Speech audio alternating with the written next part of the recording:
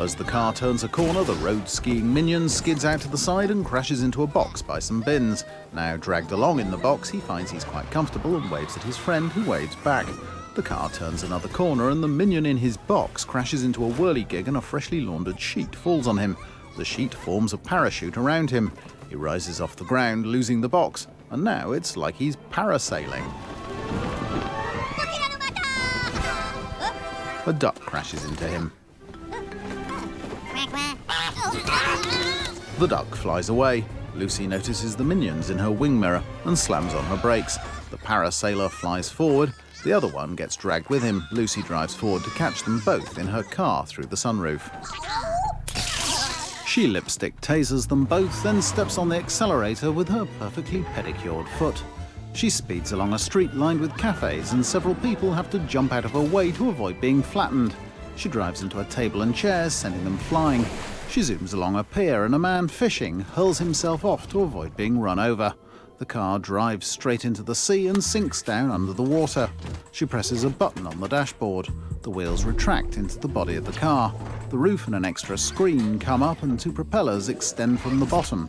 And underwater the vehicle whizzes through the water. I'm about my money, I ain't worried.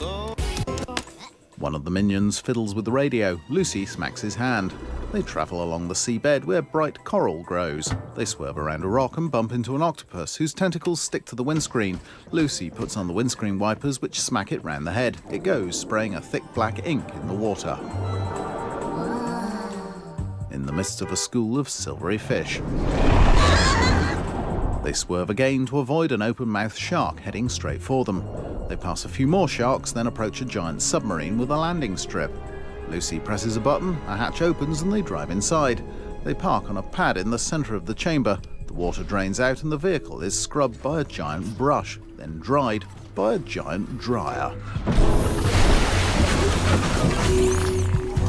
A squeegee comes down and scrapes the windscreen. The vehicle is lowered into a vast hall.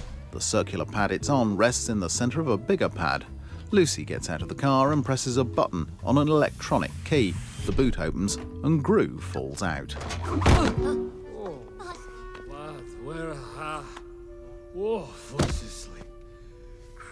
Pins and needles.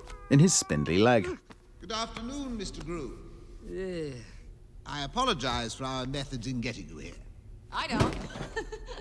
I'd do it again in a heartbeat. I am not gonna lie, I enjoyed that. Every second of it gave me a bit of a buzz, actually. That's enough, Agent Wild. Sorry. Okay, this is bogus.